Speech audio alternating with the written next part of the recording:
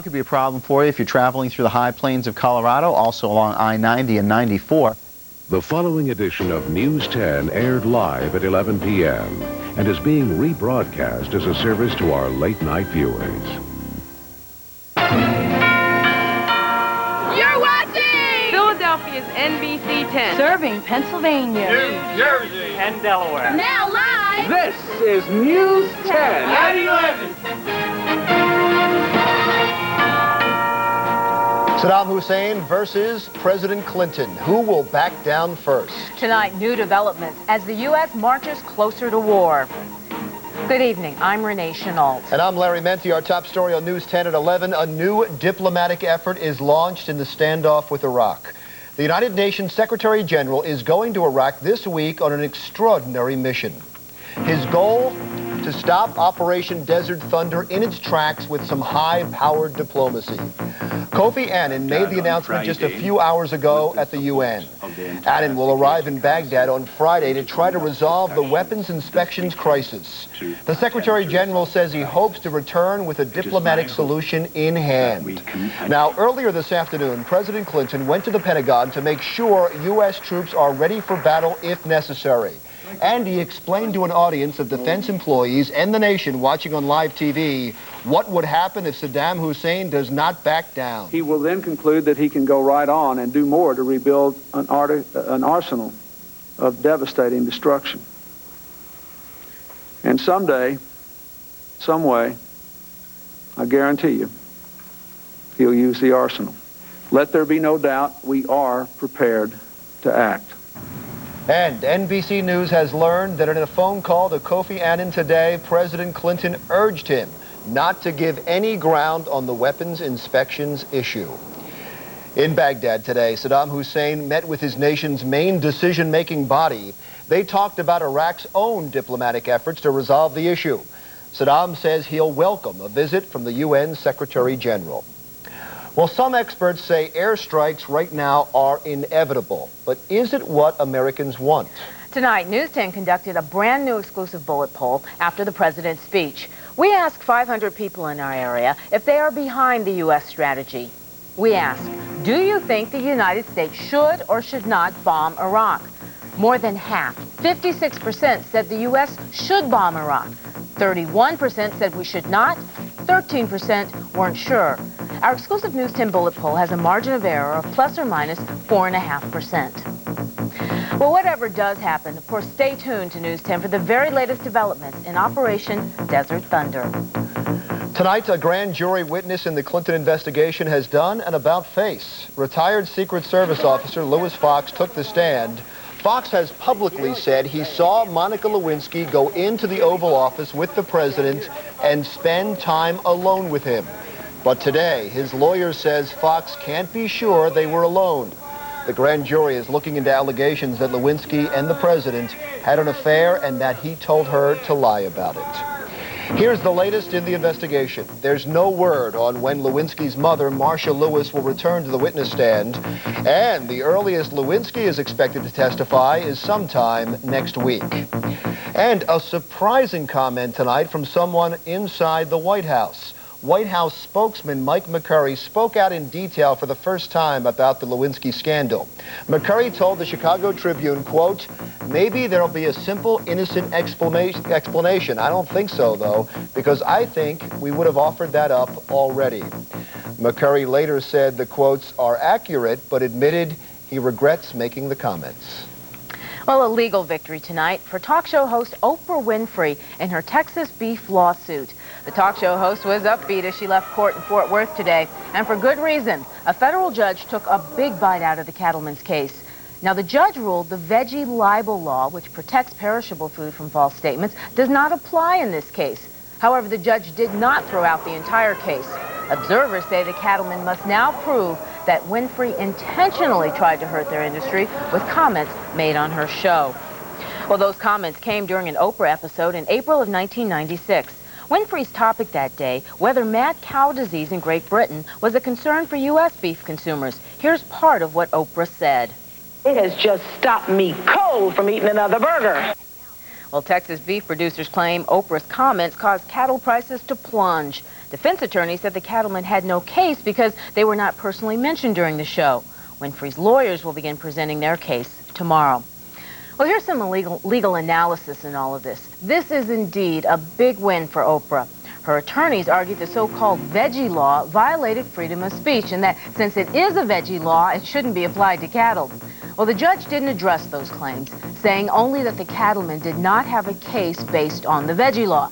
Now, they can still sue Oprah based on common law defamation, but this is a very hard case to prove. The cattlemen will have to show that Oprah's comments were false, malicious, and that she mentioned the cattlemen by name, and that did not happen. We have seen her crying on the stand. We've seen her chin quivering. But as Diana Zamora's verdict in the Texas cadet murder trial was read, her face went blank. The jury found the defendant, Diane Michelle Zamora, guilty of the offense of capital murder as alleged in the indictment. A Texas jury convicted Zamora of killing her romantic rival Adrian Jones in 1995. Zamora may have been stone-faced today, but there was no shortage of emotion from the victim's family. We will never know what heights she would have risen to because of this animal act. She meant a lot to me. And when she died, something was ripped out of my heart that will never be replaced. Zamora, the 20-year-old former Navy midshipman, received an automatic life sentence. She will be eligible for parole in 40 years. Her ex-fiancé, David Graham, will be tried for the same murder later this year. Tonight, a Frankfurt store owner shot a would-be robber. News 10 is Cheltenham and Large Streets, where police say 3 people tried to hold up the Northeast beer distributor.